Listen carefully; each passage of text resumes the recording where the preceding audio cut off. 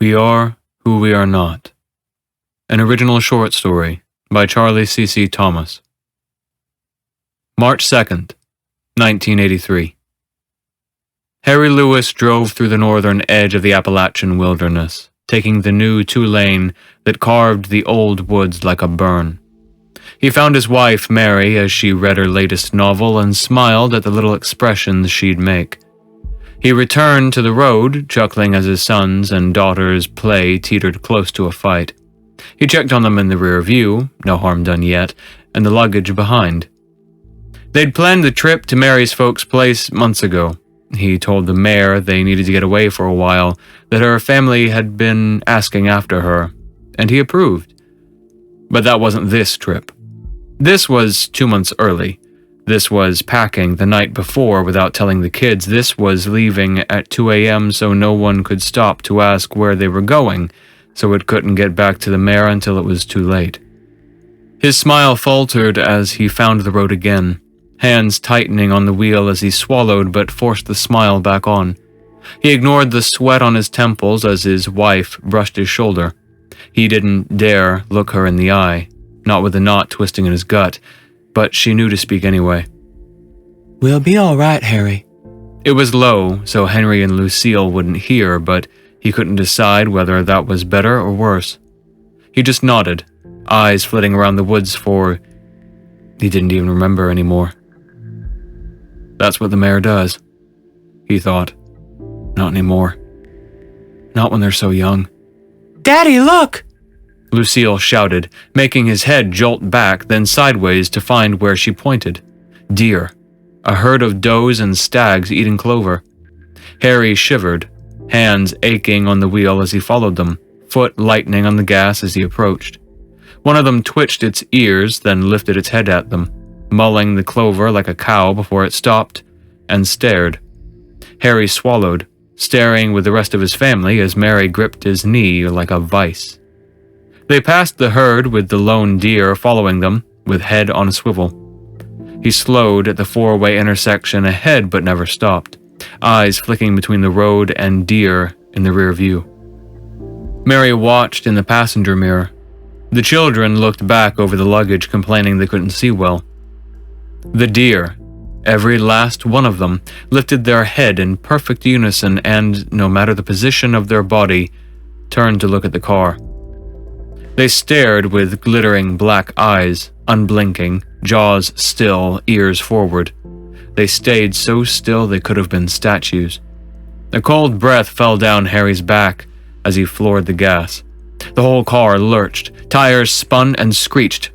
They were gone, roaring down the road with the herd watching. They never set down their heads, never finished eating, just stared. Even when Harry had taken them 100 yards ahead, the deer didn't go back to eating. They moved as one, each lifting their hooves and turning their heads, and walked onto the road, staring after Harry and his family. Then they turned like a solid mass and walked into the woods. The kids were screaming. Mary lashed her arms either side her with her legs pressed together, but Harry didn't let up. He couldn't. They knew now. March 13th, 1983. John McGarrett sat in his tree stand at sunrise, bow set aside to drink, drifting between his thermos of iced tea and flask of shine. This time of year when the hunting wasn't good, hunting mostly meant time to himself and his thoughts, and his drink. He pulled off his cap to scratch his balding head before taking a final sip of shine and let it alone. If his wife smelled it on him when he got back, he'd have to sleep in his treehouse to get any peace. So he cleared his throat and leaned forward, scanning between the trees. It was thinner there, even so close to town thanks to a brief stint of logging in Kerfsburg's history. Nearly cleared everything out around the town. John couldn't remember why they stopped, but it made for a better hunting ground now. Enough cover to give game reason to wander, but open enough for him. There hadn't been much, though. A few birds and squirrels.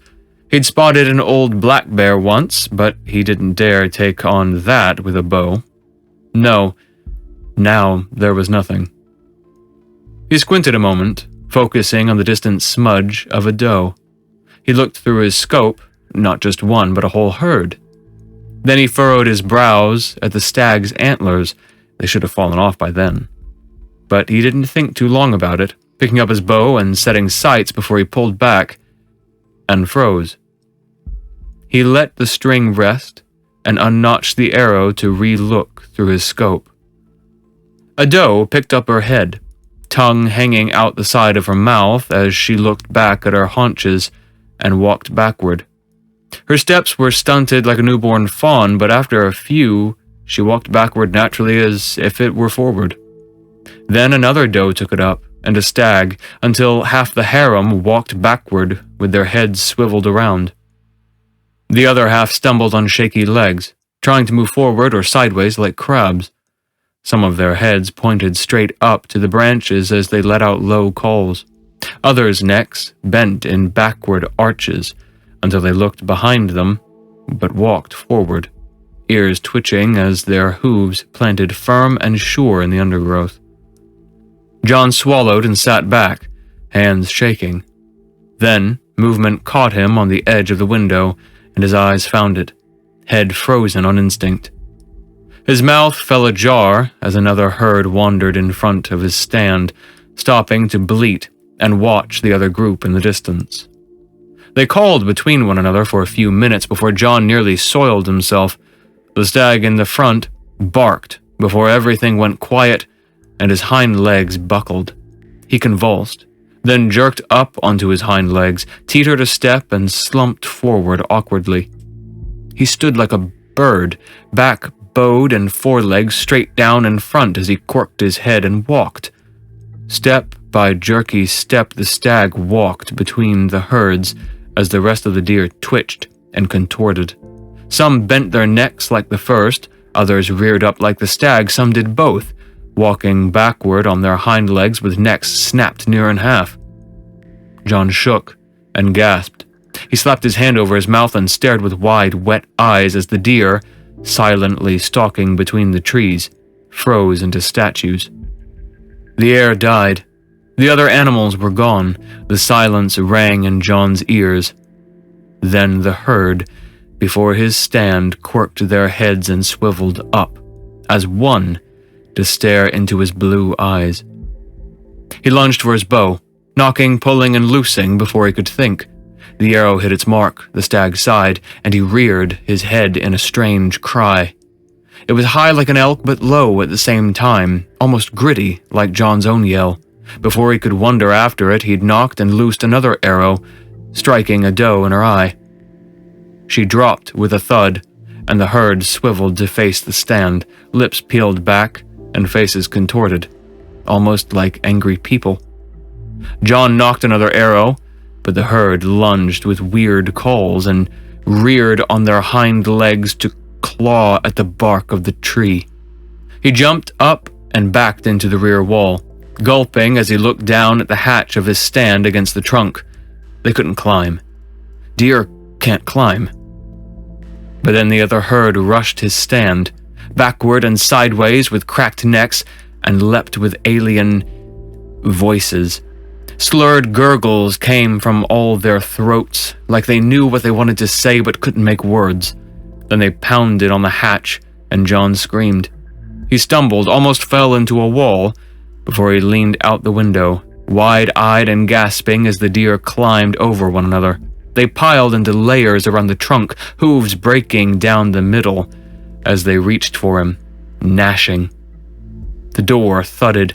He looked between it and the deer before he grabbed his bow and scuttled out the window, shuffling on the ledge until he could touch the trunk of the tree. The deer screamed at him. The door cracked and splintered. They'd be inside in minutes.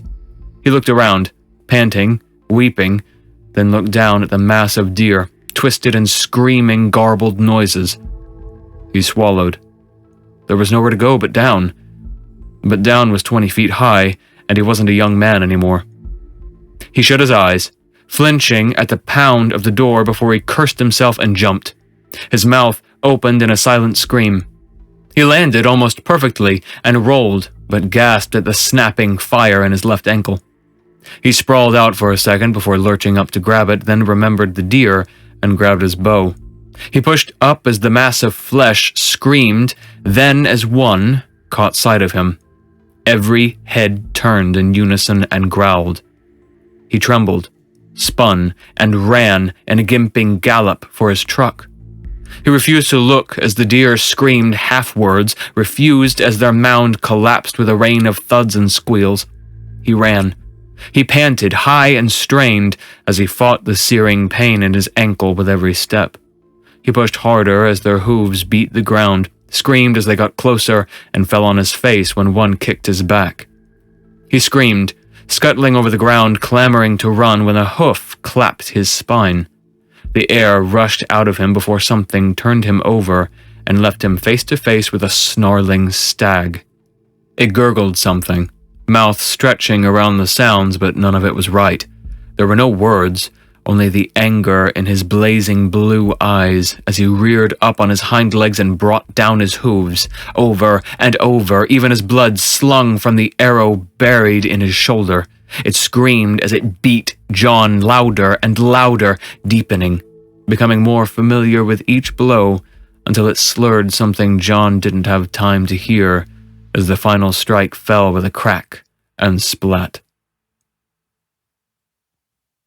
March 30th, 1983.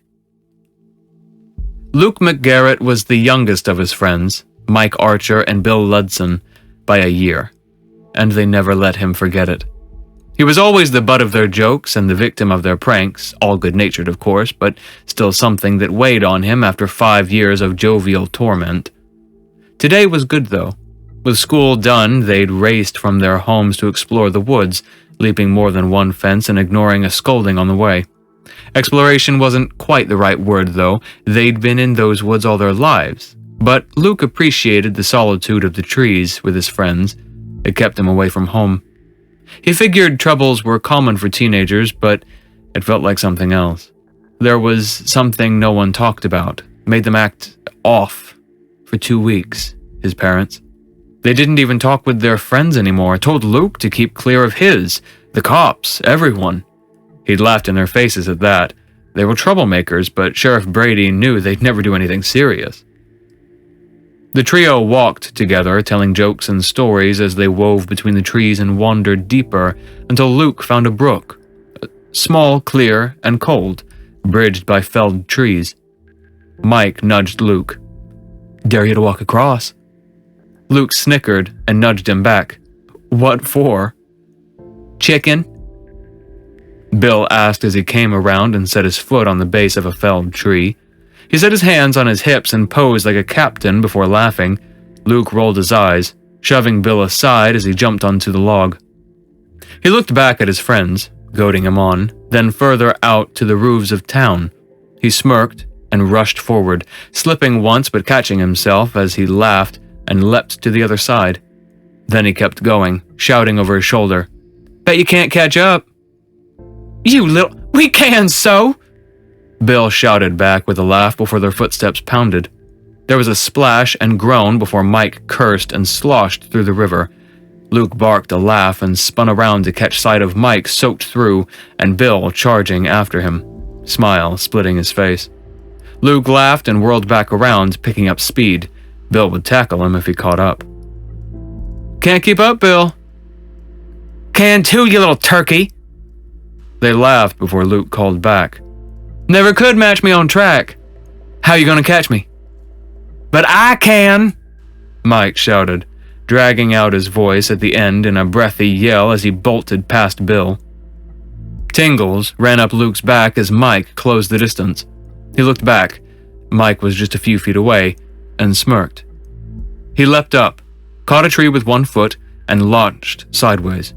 Mike cursed as he slid and fell to his side before scrambling up to dart after Luke again, who'd already doubled back, laughing and taunting them. "Fast, not quick," Luke called, then skidded to a stop in front of the river, panting and heart thudding. He leaned, hands on knees, and gulped air before he righted himself and turned around, smirking at Bill and Mike as they came up. "You skunk," Bill heaved with a laugh. "You need to teach me how to do that. That was cool, man," Mike said, nudging Luke's shoulder with a palm. "Ain't nothing. Just Figured where to put your foot's all. Luke shrugged, then froze, grinning at a doe. He raised his hands, indicating the direction with his head, until they all looked and grinned. Weird to see one so close to town this time of year, Mike whispered. Look, she ain't alone. Bill pointed left of the doe, and more brown and white pelts shuffled between the trees. Then they stared. Luke squinted and crept between Mike and Bill, arms brushing them and no one moving as the herd approached. The first came backward like it had backed itself into a corner, but it kept backing up. Then it looked around, neck almost snapping, and kept going. Another came out backwards, but its head was flipped upside down. A few more came out normally, but their faces twitched between almost human expressions. Some came sideways as crabs. But then a buck rose up to paw at a tree and eat the leaves off a low branch, only when it was done, it stayed upright. It swiveled like a raptor, hunched over with front arms dangling, chewing the leaves as it monitored the herd. Then a doe walked out on its hind legs, naturally as a bird, and came up beside the stag, brushing their lips before they gurgled at one another. They went back and forth with strange muffled sounds, nothing a deer should make, like they were trying to speak. Luke's whole body went cold. His stomach leapt into his mouth and dropped to his feet at the same time, cold sweat trickling down his back. He grabbed Mike's and Bill's wrists and crept back, both understanding. They tiptoed to the brook, eyes fixed on the herd, but Luke was the first to climb onto the tree, flitting between log and herd as all three crossed. He stood close to a tree as he waited for the other two on the other side, hands up to remind them to go slow even though he never looked away from the deer.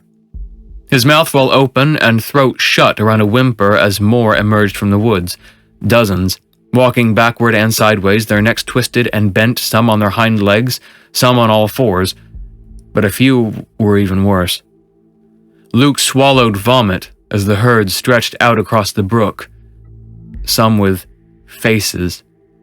Their snouts were flattened or caved in, twisting like someone had smashed a clay sculpture. Their eyes were all colors with noses separating from lips and buck teeth. Their jaws were bent or tilted high on one side sometimes, with short ears stuck at odd angles. Their necks were shorter too, and their legs didn't look right, the front just too short. He didn't notice when Bill and Mike crossed until they grabbed his arm and pulled, but they weren't as quiet as he had been. He scraped his boot to keep balance, cutting the quiet of the woods. The boys froze and stared at one another as Luke's eyes went wide on the deer. Every one of them, maybe 100 or more, stopped like statues and swiveled their heads. Bill gave a low gasp. Then a young buck arched his back and slumped onto his hind legs, bones popping and muscles sliding as he pulled himself upright and stared into Luke's brown eyes with his own.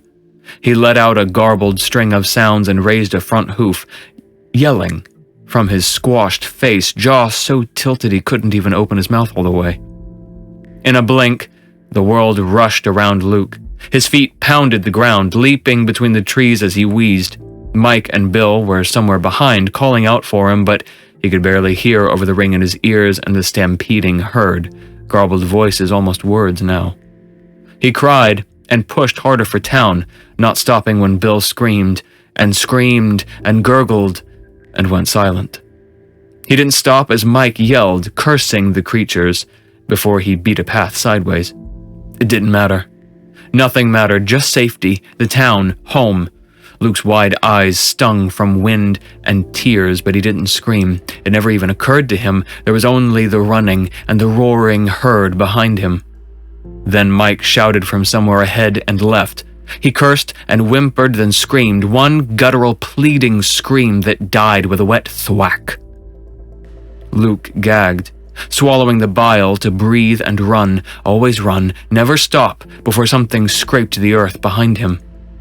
He looked back with wild eyes and his whole body threw itself sideways to get away from the hideous twisted face of the upright stag and its bent, gnarled hooves reaching for him. Luke screamed as he scrambled over the ground, pushing to hand and knee until he found his feet. Something swept out his foot and sent him crashing to his face. It grabbed his shoulders and spun him, pinning him to stare into the mangled face, shifting now with popping bones and sliding meat. The antlers rotted and fell off as the eyes lightened to a human shade and the teeth jerked and slid in bloody gums with a twisted smile. Luke shrieked like an elk and thrashed, fist landing in the creature's throat and making it choke and gasp. Luke flipped onto his side and tried to pull free, but the stag shoved him back down, fur waving as if in wind, and muscles moving under the skin as shoulders snapped in place like a bad werewolf movie. It smiled as Luke panted, mouth agape in silent screams as it laughed. Then it reared back with front hooves high, split bleeding and jointed like paws, and brought them down onto Luke's head. April 15th, 1983. Harvey Ludson squinted open his eyes at the sound of his name, groaning when he found his father's face and asking for more time. Then his father pulled him upright by the shoulders and Harvey snapped awake. His father was never rough like that. What's going on? Harvey whispered on instincts too good for a 10-year-old. Someone's broken to the neighbors and they're trying to get in here too. Harvey's father pulled him out of bed, lifting him into his arms and whirling them out of the bedroom. "You're going to stay with your mama," he whispered, and he padded along the upstairs hall in his pajama pants, then pushed into the master bedroom. Harvey gasped quietly as his mother lifted and lowered a shotgun, realizing who it was. "Bill?" she asked, and Harvey's father shook his head. Her face twisted a moment. He'd been acting weird, but where could he have gone? Then something thudded and cracked. "The door," Harvey's father said, setting him beside his mother. Harvey panted, flicking between his mother and his father's muscled back as he pulled open the sock drawer and loaded his pistol. "We already called the police, baby," Harvey's mother said low in his ear. "We're just going to make sure nothing happens in the meantime." "That's right, bud," his father said, checking the gun and smiling at him.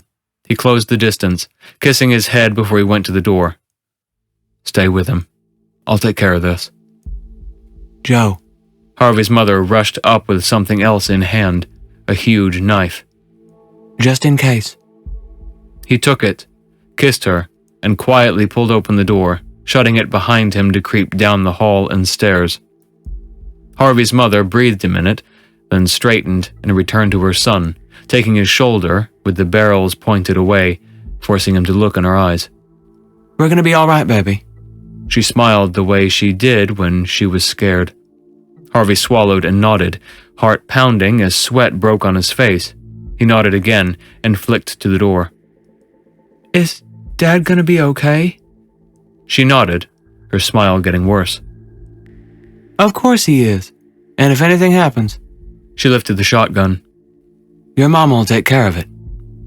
Gunfire screamed from downstairs. They whirled on the door and stared, panting. Harvey mumbled after his father, and another flurry of shots went off. Then something else. Voices. They were stunted and slurred, not quite human, and the words were wrong, too, each sentence off. Harvey's mother rose to her feet, telling him to be ready to hide if she said so. He didn't answer, but she didn't ask after him, just watched the door and listened. Harvey's father shouted something, making his mother step forward and stop herself. She swallowed, panted, and listened, Harvey's breath rattling as the voices came in response. Then his father cursed, and the gun fired, over and over before he screamed, yelled, grunted. Something crashed, then came a thud. The strange voices came low and angry. Harvey's father screamed like he'd never heard a person scream before. "Get under the bed and hide near the wall." His mother hissed without turning around. Before he could say anything, she'd rushed to the door. "And don't come out till the police get here." Then the door was open and shut and his mother was gone. Each second was an eternity, but finally he crawled under the bed. His mother screamed, words and wordless, before the shotgun went off. Her feet pounded the stairs, the floor, before she fired again, and Harvey watched the door, covered in waves of goosebumps before he scooted under the bed. Another round of gunfire, the pistol, then shotgun, as Harvey shimmied to the wall, tears falling. A scream, he couldn't tell if it was his mother or father. Then a thud. Another scream and cursing. Something twanged and chopped. Something squealed like a human and pig combined. Then his father grunted and screamed before it was cut short. Silence. Harvey stared and kept staring. He didn't know how long he'd been there. Where were the police? But he knew that he couldn't stay. When he tried to move, deciding to take the window onto the roof and run, his body was frozen. Then came the shuffles and groans as something thudded up the steps with the strange, muffled voices. He trembled, something wet spreading on the ground from his crotch, his breath coming low and ragged as he covered his mouth to keep quiet. Thud, thud, groan, thud, thud. They were getting closer, 3 of them, before something took the knob and tried it. It slipped twice before the door popped open, then crashed into the wall, making Harvey jump. But he couldn't shut his eyes as the feet, the hooves, shambled inside, ears pricking at their voices. They sounded like cats trying to speak. "Try the closet," one slurred, a male voice, then shambled to his parents' closet, opening it and looking inside. "Would you like a dress?" The one at the closet asked in a sort of woman's voice. "We need to." The masculine voice said, Harvey barely able to understand them. "Me." Came the third voice, young and horribly familiar. "Me need." "Where boy?" The female voice asked, and they all shuffled around the room, tossing a window open to look in the yard before they all faced the bed and went still as corpses. Harvey clamped his eyes shut and prayed, begging for the police to arrive. Any second, someone would come and save him. Any second, the monsters would be full of lead and bleeding on the floor. Any second. Someone grabbed Harvey's arm and jerked him into the open. Harvey screamed and thrashed before his eyes opened. Its legs were muscled and half-human with hooved feet. It was a man, but its parts were deformed, a mix of beast and human that sprouted from a bulging, veiny stomach like a horse. But the fur of the upper body fell away by the second into bloody clumps, leaving a muscled chest and shoulders that were almost human, but the ribs were too flared. When Harvey found the face, his father's face, twisted like wet clay and stuck out too far with huge eyes and an antler hanging off his head, he screamed like he didn't know he could. He thrashed and kicked the creature between its legs, making it double over before it caught his throat in its mitt, like hooves breaking into flat fingers. Harvey wheezed as the man-creature stood up, groaning and cursing in its strange speech as blood dripped from its mouth and coated its throat and chest. It slammed Harvey onto the ground and kicked him in the gut, kicked the air out of him, and jerked its hoof away with dark blood. Harvey trembled as shaking hands grabbed his stomach, and he watched his blood pool across the floor.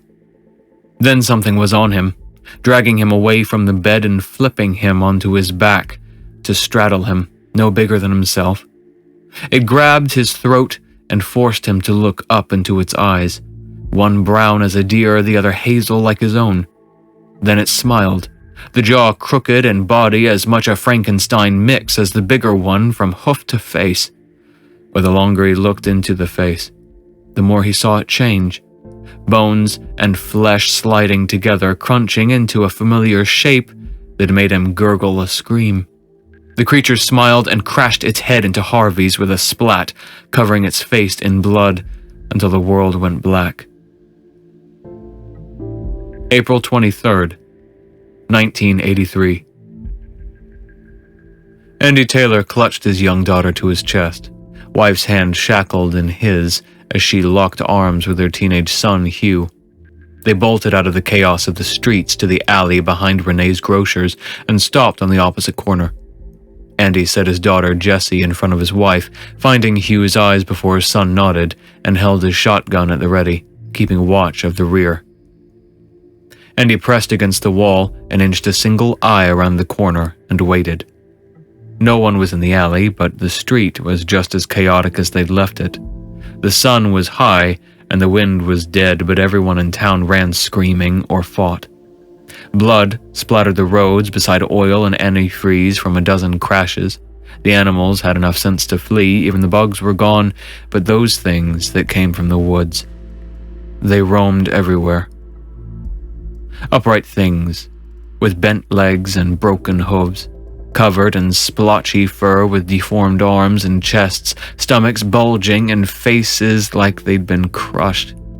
They'd come in late morning when families were split apart with work, school, and errands. Most of the townsfolk were killed then, with screeches and screams as the slumping beasts carved their bloody path. Something moved in the distance, upright and articulate, but Andy couldn't tell if they were people or monsters. They wandered together, blood dripping down their faces and chests before Andy's eyes went wide. It was Lou McGarrett and his wife and son. They stumbled around, dazed and naked with blank faces amid a scream from somewhere in the distance. Shock, Andy thought. Hide before they see. Then something stepped in front of the alley. Andy froze, hand shooting back for his family to keep still and quiet. He couldn't check if they understood, dared not move himself as the creature walked the sidewalk and scanned the road. It found the McGarretts and called in something like words before it and another 5 rushed across the road, avoiding a stray car before they surrounded the 3. They sniffed at them and took them by the cheeks, turning their heads back and forth. But there was no bloodshed. The monsters straightened until they almost looked human and left them to wander, dazed and confused. Andy furrowed his brow, then scanned the street. It was clear now. He rushed around and scooped up Jessie, grabbing his wife's hand as she nudged Hugh. They all rushed across the alley and down the next, and again, until they'd made a stair-step path to get closer to town's edge. But Andy had miscounted. They didn't end up near the East Road. They came out by East Residential, and it was getting dark. He cursed and looked over the 4-lane road to the houses, flicking right and left. It was clear. Okay, we go in and find a house. We hide. We move on until we hit the edge, get a car, drive out. He hissed everything so fast he didn't know if Isabel, his wife, had heard. Whatever we're gonna do it now before we're spotted. Andy nodded and checked the street again, holding up a hand as a band of creatures, like cancerous satyrs, approached. They waited, crouched and still as the garbage covering the alley, until the pack of 20 passed them by. None went to the houses, must have searched there already, so Andy led his family across the road. They wove between the houses, going from yard to yard. If the area had already been searched, they could make it further without being spotted. No one protested as they crept past possible safety, nor as they bolted across someone's lawn for the house with a wide-open door.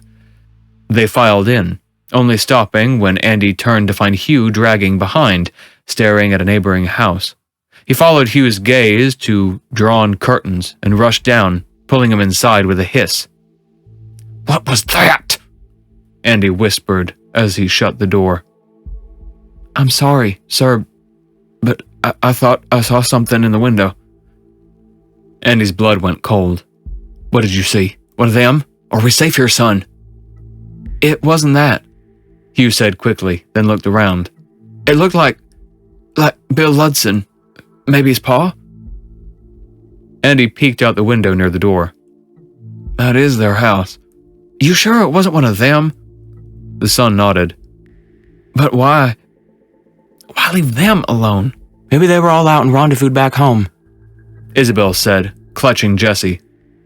"Before we get to theorizing, can we sweep the house first?"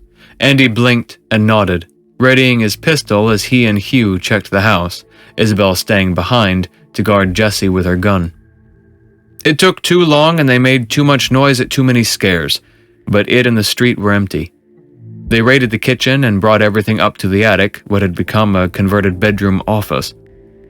There were only 2 windows, and each had blinds. They could rest and watch for a while before they moved on, so they did. They took shifts, eating and resting, keeping quiet for hours until the sun kissed the horizon. They'd planned to move on to the next house, but they spotted a patrol of those bent things. Not too many, but even one was enough. So they waited for the coast to be clear. But as Andy watched out the crack in the blinds, he caught sight of little Harvey Ludson watching the monsters walk by. And they saw him. They saw the boy. And did nothing. Why? He thought. When they see us, they kill. When they see the McGarretts, nothing. He kept watching, taking over his wife's shift as the sun dipped and the screams came fewer and less frequently. Maybe it was because the survivors had fled or hidden like them. Maybe it was because they were dead. Andy couldn't consider either. There was only his family. They needed to leave, car or not, and get to the next town. He swallowed at a stray thought. Unless this is happening everywhere. They decided to sleep in the house and make a break before first light, sleeping in shifts. But when it was Andy's turn, he felt he'd scarcely gotten any rest when Isabel shook him awake, telling him the creatures were checking the houses. Andy blinked the blur away as cold sweat rolled down his back, and he forced himself up. They're at the next house over, Hugh said, rushing away from the window. They took the Ludsons, kicking and fighting but alive. They drug him in the street, Pa. That won't be us. Hurry, son, out and run. They hurried down the stairs quietly as they could and rushed out the back door, scurrying over the fence as a creature tried the front door and busted it down. They ran and ran under the darkness, too afraid to use flashlights, until they had to stop, panting, sitting behind the gate of a tall wooden fence. Honey, hold Jesse, I need to, Andy nodded and held up his gun, Isabel patting hers as she tiptoed into the shadow of the house, still in view but decent from the kid's eyes. She squatted, then flicked over at something before she rose and crept toward it. Andy furrowed his brow and passed Jesse to Hugh, who nodded and knelt by his sister. Andy readied his gun and snuck into the shadows, trying to find Isabel in the dark. He raised his gun at a shape against the house, rustling near the ground. It shifted, then chuckled. Isabel. Andy sighed with relief. Andy, it's all right, baby, she whispered and stood, walking closer in the shadow. Something skittered where he'd left the kids, drawing his eye as he raised the pistol. She cupped his face and smiled oddly, holding his eye when he didn't see anything shift in the shadows by the kids. Surely there'd be some sign of danger if it were there. She rose onto tiptoe and kissed his mouth, the lines of her face deep with her smile before she deepened it. He pushed her back. It wasn't the time, but she didn't move. She pushed into him and bit down on his tongue. He screamed as blood gushed from his lips, tried to swallow it all down, and gagged. He raised the gun, but her hand took it like iron and snapped his wrist, a distorted hoof barreling into his chest as she kicked him back. He landed against the fence, sputtering blood as he blinked the spots away and stared with teary eyes at the 2 satyr things crouched over Hugh and Jesse, mouths washed in their blood as they tore skin and flesh. Andy tried to say something as the creatures looked over their shoulders at him and smiled, faces twisting, morphing into his children's faces.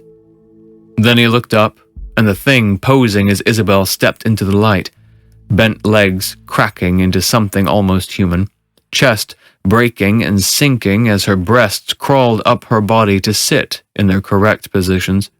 Her neck shortened and her face slid and stretched in place like the other 2, until she almost was Isabel.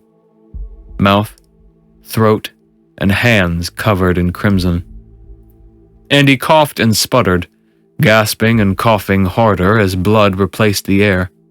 He pressed himself back, body burning for breath as he tried to sit up, and another creature stepped into the light, still twisted and broken like all the rest.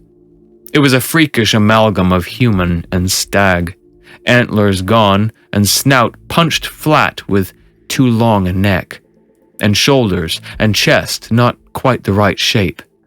His torso was smooth and veiny like a racehorse with half-formed manhood and muscled legs fighting between standing up and on all fours. He didn't smile or laugh. He crouched in front of Andy as the world blurred and his limbs spasmed, and set his lips over Andy's mouth. He suckled the blood and groaned before his teeth sank into flesh and scraped it off Andy's skull. His fingers found Andy's throat, and before everything went dark, blood gushed over Andy's chest and into his lungs. Sometime in May, 1983. Andy Taylor blinked against the burn of the sun in his eyes and sat up, yawning before he looked over at Isabel and chuckled at such an odd dream, being a stag in the woods, wild with wanderlust. He crept out of bed and went about his usual routine before he made toast, eggs, and coffee to the television's droning. As he sat, everyone else just beginning to stir, he stopped and stared as the news reporter gave the date. "That ain't right," he laughed. But every station had it. Everywhere said it was May 3rd instead of March 1st. Everywhere but the local news stations, that is. That was just static, like no one had woken up for work. The television blared with a high whine as everyone waddled into the kitchen, Isabel, Hugh, and Jesse, and watched the emergency station flash across the screen, calling for everyone to remain calm. "Don't be alarmed," came the voice. "Curvesburg has awoken today to find ourselves in a pickle. The mayor and other officials remain unaffected, thankfully, and were able to mitigate the effects of powerful chemicals which we ingested from contaminated groundwater. The events of the past few months will be relayed soon by our beloved mayor, Charles Sherwin." And regale them he did, recommending everyone come to the medical center set up at Town Hall, where they could be looked over by him and the other unaffected by the contamination, before he gave a detailed and lengthy account of everything that had happened. Hey y'all, thanks for listening to the end. I'm glad you could enjoy the story.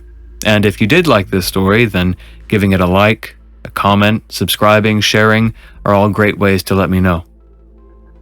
Now, with that, have a good night.